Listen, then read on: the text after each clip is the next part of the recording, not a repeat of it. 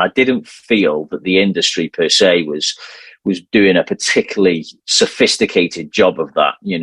We had a lot of information at our fingertips, but we weren't really geared up to be able to understand it in any great depth. Hello, everyone, and welcome to the inaugural Zone 7 podcast. I'm with my fellow Zone 7 employees, Rich and Ben. And the purpose of this podcast is to explain what Zone 7 does within the landscape of performance, and also how the performance space has evolved over time, and allow our team to talk about the trends and the industry developments that shape the Zone 7 product going forward. So it's my opinion that no one introduces themselves better than the person themselves. So Rich, if you want to give us a bit of background on your role within Zone 7 and also your place within the performance industry. Yeah, sure. Thanks, Paul. Thanks for having us. I guess background on myself, worked in the professional game of football for nearly 20 years, initially as a physiotherapist, and that's evolved over time to take on kind of broader roles in the ecosystem, performance ecosystem in football. So evolved into I guess leadership roles, performance director at Swansea City during the Premier League years, worked for the Premier League itself as part of the audit team, going around all the academies, and now find myself at Zone 7 as the performance director. So hopefully giving the company some environmental knowledge and insight into what life is like for those that are challenged with applying high performance practices into the football industry and sport per se. And on that note, I'll pass to Ben. Oh, I don't know how to follow that, but similar to Rich, I've had around 20 years working in professional football at various levels, but predominantly as a sports scientist, S&C coach. Following on from that, I decided to retrain about 4 years ago and branch out into the data science computer software industry. And since joining Zone 7, I've just looked to amalgamate those two skill sets that I have and try and make sense of the data sets that we have and provide the community with knowledge that they can use to implement in their own practice. Thanks very much, guys. So I guess we'll start from the top. My introduction personally to Zone 7 came around some articles that I saw around about the development of the product with Getafe in Spain. And I had read numerous things regarding how their injuries had been reduced over season on season, and how it directly correlated with Getafe's improvement in performance on the pitch and finishing as high as possible in La Liga. And the concept of injuries and stuff has always been interesting to me, because I feel like with the data explosion that's happened in football over the last 5-10 years, there seems to be a general acceptance now of things like expected goals and the development of scouting using analytics and using data. But I still feel like some elements of the performance side of it to the wider audience seems to be a little bit more left to chance. I think people just still think that injuries and physicality happens, and it's all at the behest of the calendar and how that works. Whereas I think now we're moving into an era where people understand that the performance side of it and what goes on behind the scenes is equally, if not as more important than the analytics and the data of the performance of the players themselves. So Ben, we'll start with you. Give me a bit of an indication of how you came across Zone 7 as a product and what your initial thoughts were.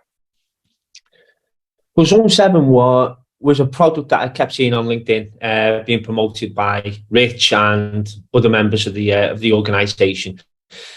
And having made the transition into data science, it was the avenue that I was sort of looking to pursue, combining both skill elements. And it was my ultimate aim at the end of retraining anyway, was to use that new skill set within a sporting environment. But Zone 7, it applied its knowledge, or it does apply its knowledge, to an area that I was particularly involved in when I was working in football. Is that reduction of injuries, that promotion of performance, making sure that the manager has a full set of players to pick from, but they're able to optimally perform for each match. So my interest was spiked by the information they were able to provide practitioners. And then ultimately I wanted to know how they were able to implement that in their day-to-day or week-to-week scheduling. Thanks. And Rich, the same question to you. When were you first aware of Zone 7, and how did you respond to the communications of the company at that time? Yeah, sure. I think from my end, there's a bit of a personal perspective in that, as a practitioner, I noticed that explosion of data over the last decade, and one of the strap lines I've used a lot is, the last decade certainly was about, measuring players, collecting data, and trying to make sense of it. And I didn't feel that the industry per se was doing a particularly sophisticated job of that. We had a lot of information at our fingertips, but we weren't really geared up to be able to understand it in any great depth to answer those industry pain points, like, how do we mitigate the risk of injury for players? How do we optimize performance? We've done what we think is right. So it was a bit like Ben, a bit of a professional passion to understand, what can we do better with what's available, information's available to us. And I came across Zone 7 through conversations with Tal, one of the founders, and like Ben, was curious to learn more about why Zone 7 were doing what they're doing, how they were doing what they were doing, and the impact that it potentially could have in the industry. And the stars aligned, and Tal and I and AL, his co-founder, decided that we'd go on this journey together, and try and influence the industry for the better, hopefully. Yeah, that's a very nice lead in, Rich, to the $64,000 question. What is Zone 7? What does it do? And how does Zone 7 differentiate itself from other potential rivals within the space? What do you see on a day-to-day basis in terms of this product that makes it unique in terms of the performance space? Sure. I think that, just going back to my point about the last decade being really about, collecting data, trying to understand our players, who now I suppose we can call athletes, better. And there's definitely been technological advancements in the way that, we store and organize that data. But there was still this massive pain point of we're generating data, we're storing and organizing data, but actually, how are we analyzing it and how are we understanding it to impact, the day-to-day stuff? A bit like Ben alluded to around, arming coaches, practitioners, with actionable insights. And that's where Zone 7 exists. It exists at the top of the tech stack, I suppose, as an analytics tool, so that, we understand what the data is telling us, and then we can apply our professional judgment on what we might want to do with that. Yeah, and Ben, I've heard the kind of discussions, to touch on what Rich is saying there about the explosion of the last 10 years in data and moving from a gathering to an interpretation process of that data. Speaking to some of the analysts within Zone 7, I've had it compared to, we're almost at the iPhone 1 at the moment in terms of the development of a product over time and how it might evolve, which shows just how much further everything has got to go to get to where everybody wants to be in terms of producing really innovative insights across every area of the game. What's your interpretation of Zone 7 and your role within the business in terms of how it's activated on a day-to-day basis?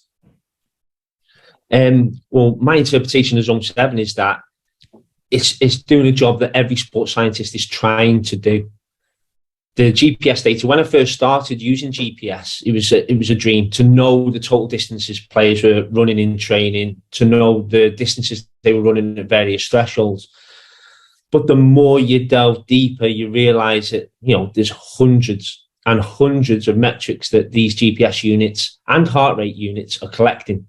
And it is literally beyond the realms of possibility for any sports scientist or conditioning coach to really dive into this data and produce information that is usable, that includes all parameters and all metrics. So what Zone 7 is actually doing is utilising all the data that the GPS, the heart rates, the force decks, any tool that clubs are using to provide insights into a player's past, as well as a forecast as to their trainability, their risk to injury, etc., going into the near future. So that's what Zone 7 is doing. It's doing what a sports scientist is trying to do.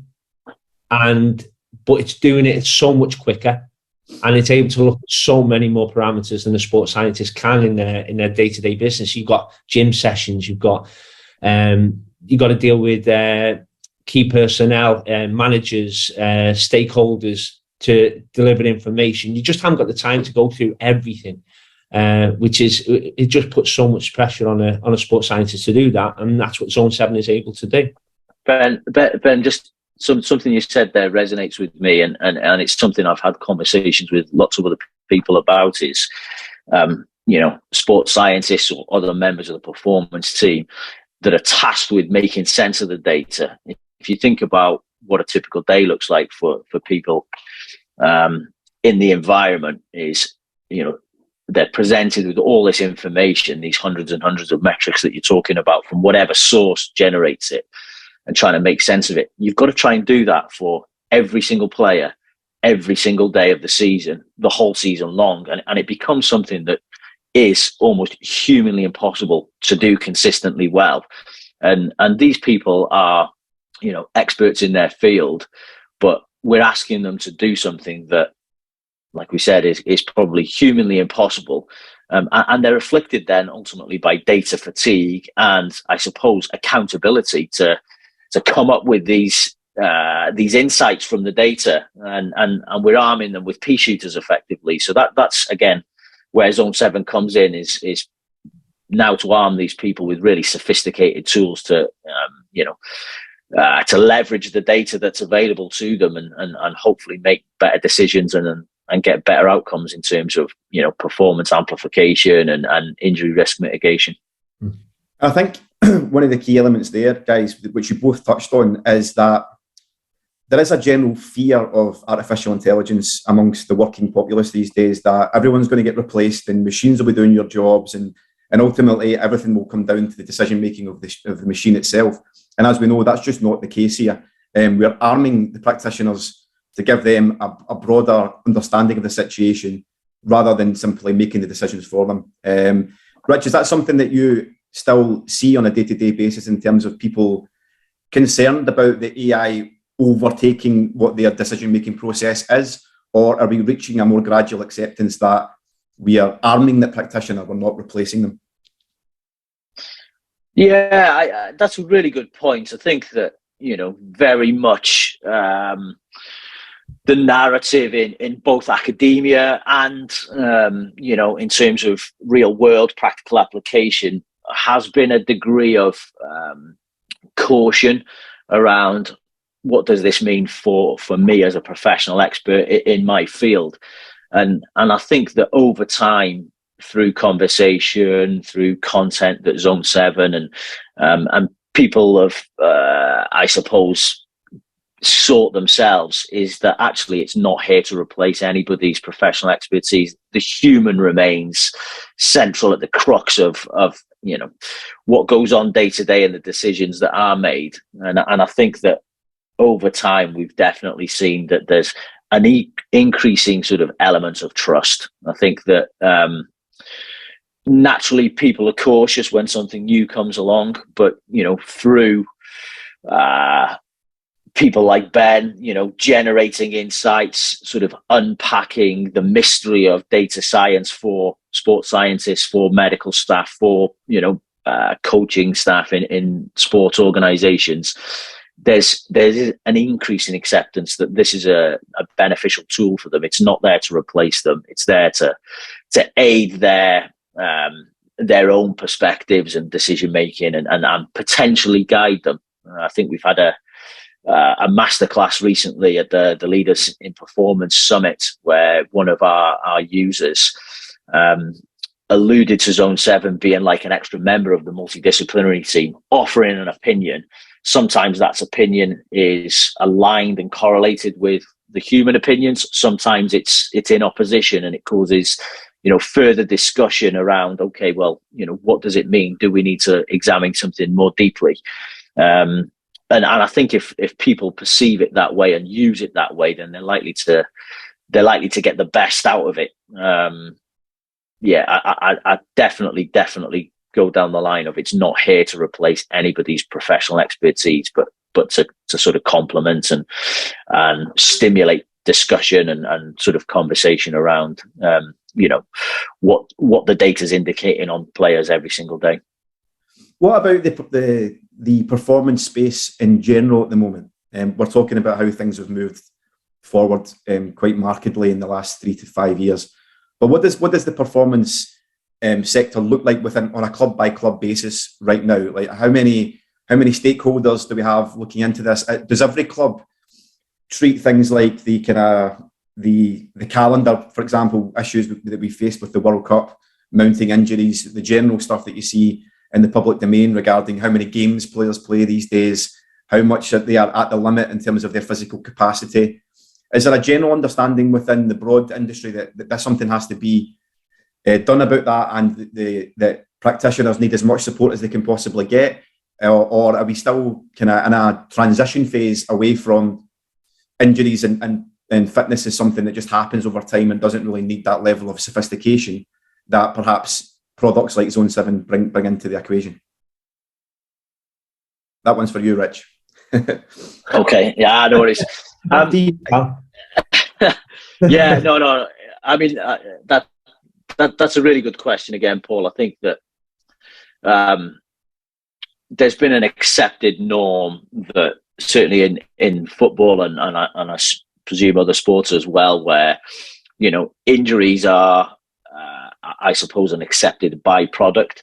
However, that hasn't stopped performance practitioners, striving to do, more sophisticated things with data, with their practices to try and mitigate that risk. I think if we look at perhaps why practitioners do this, then, there's a couple of sort of verticals to it, if you like. One is that, if we look at injury rates in football, for example, over the last 20 years, on the whole, those that we kind of perceive as potentially being preventable, those injury rates haven't changed. Now, we could talk probably for a whole hour as to why that might be. Players have become athletes. They've got fitter, faster, stronger. The game itself has become more intense in terms of the actions, the physical actions that players are producing on the field. But the injury rates sort of correlated with that haven't really changed. So there's a player welfare industry pain point there. The kind of second vertical that I think that's relevant is that's kind of driving performance practitioners, medical practitioners to do better is, the kind of correlation with performance. Player availability is correlated with better results, better outcomes on the field. So, there's a need there to manage our athletes better, with the aspiration of getting better results. And then the sort of third vertical, which I think is slightly more kind of zoomed out from the performance space, is that there's a financial implication, right? So, injuries cost money to sports organizations, and let's not beat around the bush. Sport is a big business now, right? So, it can be something like salary efficiency. You're still paying players who are injured and ultimately not deployable. There's associated medical costs, insurance costs, maybe costs around reduction in fan engagement if they're star players, that sort of thing. So there's lots of reasons why the performance industry has to start evolving into being smarter in this space and actually not saying, hey, injury is just an accepted byproduct. We have to try and address this pain point that alludes to those three verticals that I just mentioned. Thanks. So just going on there, Paul, just going on what Rich just said about the injury rates not changing over like the last 20, 25 years. The injury rates haven't changed, as Rich said, but player outputs have quite significantly. We look at any study looking at the total high intensity distance covered in the top leagues over the last 20 years, you just see a huge rise in those outputs. So the question then, for me as a performance coach, my question then, it's just me thinking on the top of my head really, is that injury rates haven't changed, but outputs have changed. So relative to outputs, have injury rates actually reduced? And if outputs had remained the same, would then injuries have reduced as a result? So is the practitioner doing what they're paid for? They're performance coaches. They're getting more out of the players or athletes, but having the same sort of injury rate. Is that success? Now, that's a rhetorical question. I don't know whether it's the right or wrong way to look at it. But I think fitness coaches, performance practitioners are doing a great job, because it's those individuals that are promoting the output, that are working with the coaching team in order to improve a player's ability or an athlete's ability to sustain high intensity work and maintain injury levels as well. Now, we don't want injuries, as Rich alluded to, the fact that it's quite costly for clubs, etc. And the studies alluding to the fact that the less injuries a team sustains, the more successful they are in general. So, there's that argument as well, is that, all right, do we want that increased output when really we should just be looking to reduce injury? So obviously they're rhetorical questions. I don't know how to answer them, but they're great food for thought when you think about how the industry has changed and whether there are improvements being made or not. Sorry, that Johnny, go. I think there's a cause and effect thing at play, right?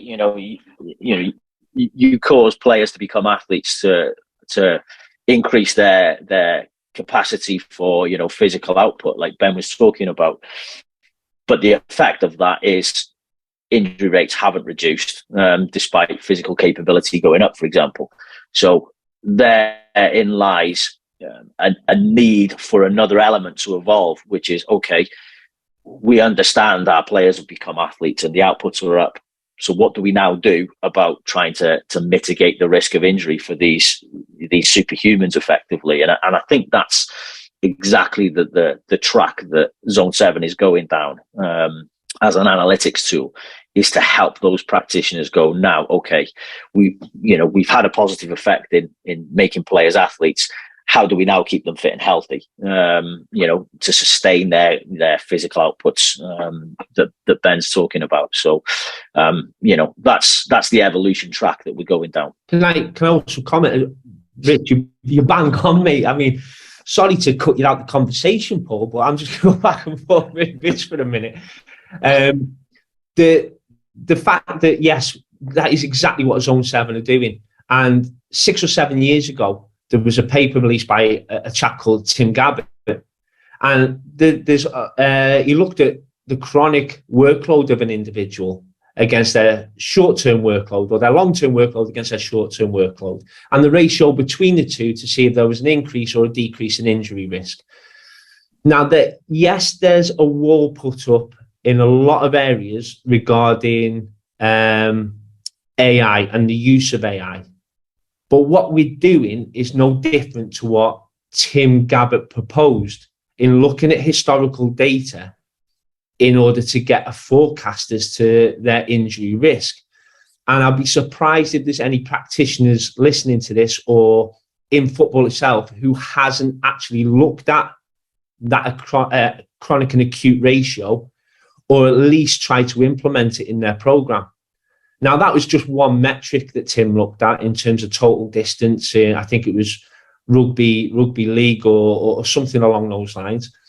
But when you think that there's 500 plus metrics that GPS monitors cover, then yes, you can have a look at total distance and say he might be at risk or he might not be at risk based on what Tim Gabbett proposed. What I must stress that what we do isn't a chronic acute ratio, by the way. It's a lot more statistically minded than that. But we are doing something very similar, but over the whole breadth of metrics that a GPS unit or heart rate monitor provides. So yes, there is a little bit of a front up against AI, but we're only doing what practitioners themselves are trying to do in terms of forecast injuries themselves based on the data that they've been provided through the units that they use. That's an interesting segue into the next thing. As the complete layman on this call, listening to you guys talk so eloquently about this, is that we are in the middle of the World Cup at the moment, and it's been well documented about how this World Cup shoved in the middle of a season might impact players before, during, and after, and things. What do you guys think about the current football landscape, the calendar at the moment? I'm specifically looking at football just because we're in the World Cup season, and Zone 7 does work with a number of football clients. The football situation is that players are playing more than ever. They're required to be fit more than ever.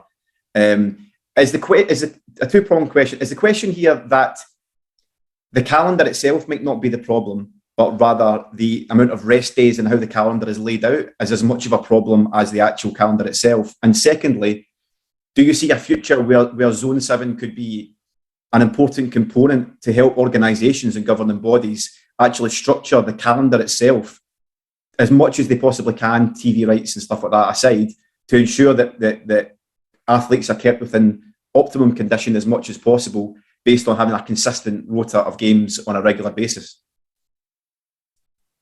Yeah, I think so. To come to the first question regarding the scheduling, it's a difficult one because I'm thinking back to the time when I worked in football. I didn't really think much about the fact that there may be 3 games in a week or 5 games in 2 weeks. I didn't think too much about that. I just thought of how best to prepare the players for the next game. So how to make sure they were as fresh as they could be, where they recovered as much from the previous fixture as possible in order to provide optimal performance again. And likewise, for those players that didn't feature in the game, are we making sure that their training habits are optimal again for them to be able to step in if required? So the scheduling was never really, I didn't bemoan the scheduling. However, I mean, the more successful you are, you look at Liverpool last season, 60 plus games. That's a tough one to manage at any level. And I know, you know, if you're a lower Premier League club, you may just be looking at 38 fixtures in the Premier League and a first round of the FA Cup and a first round of the League Cup. You might just be looking at 40 competitive games. That's literally one a week. So it's that balance between being successful and not successful. And then you hope that the successful teams have the squad depth and capabilities to cope with the demands in order to remain successful. And the ones who are covering 40 games, hopefully you can spend that extra time improving those players in order to get to the level required. But I think there should be consideration for a reduction in fixtures. The demands on players is large. I would like to see more research done on it and not just it being rhetoric. But I think there needs to be some form of appreciation for the demands that players are put under during the season, and whether it could become a consistent schedule where they play every 4 days and you forget the Saturday fixture. It just becomes a rolling 4-day calendar, a rolling 5-day calendar, to ensure that there's consistency across the training schedule and consistency across the playing schedule as well. But that's just my take on it. And it's not just the process of keeping a guy fit. It's keeping them fit, but also for the spectacle perspective, keep them fit and playing well, and in an environment where people want to watch it. Now, like we're recording in midweek, and Argentina played on Saturday against Australia.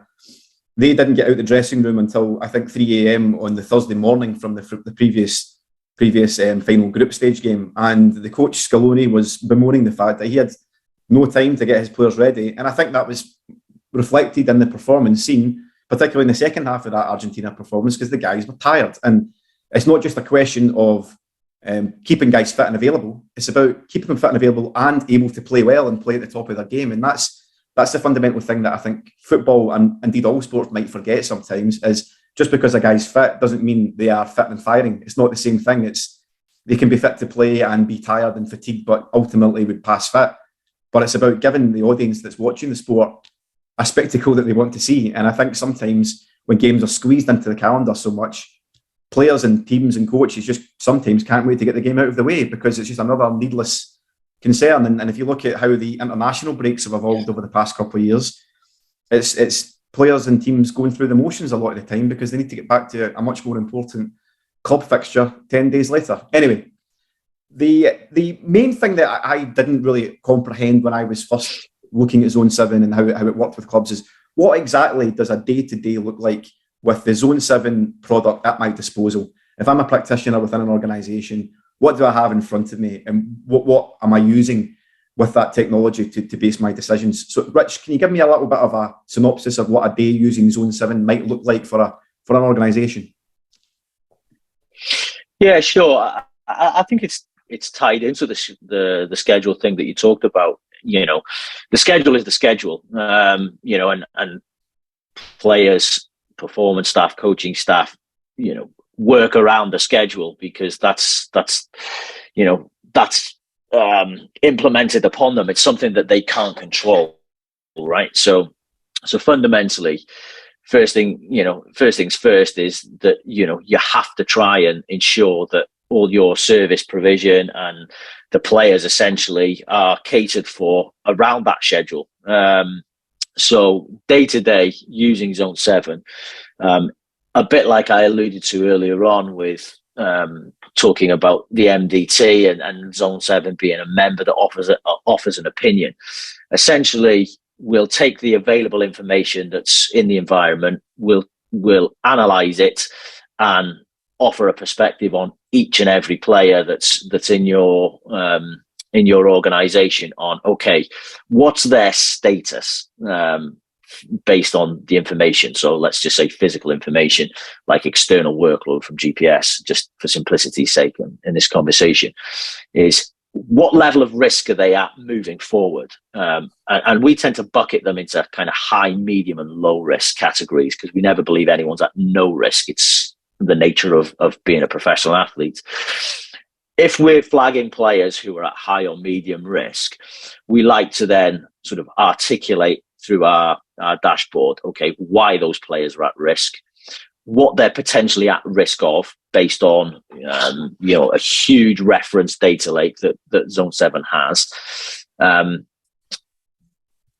We also then offer information on, okay, how you might want to manage that risk, but also provide a tool, if you like, for practitioners to go, okay, well, so what? What if we do this? Or what if we take a different track and we do that? What does that mean moving forward?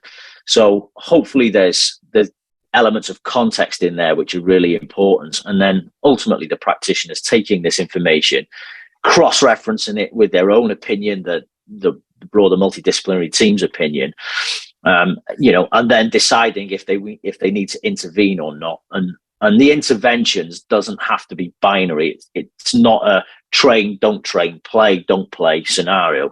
There's a definite hierarchy to that where actually it could be we simply just, consider this information, discuss it and do nothing. Or, we then check in with the player where otherwise we perhaps wouldn't have done. Or we intervene with maybe a physiotherapeutic type intervention where, again, perhaps we wouldn't have done beforehand. And that might be it. Or it could go further. It could be that, we modify an input off the pitch. Do they do more in the gym? Do they do less in the gym? Do they work on a certain, anatomical area? And ultimately, it could be, the definitive, they train or don't train, or they train but with modifications, or they play with a certain amount of minutes exposure recommended.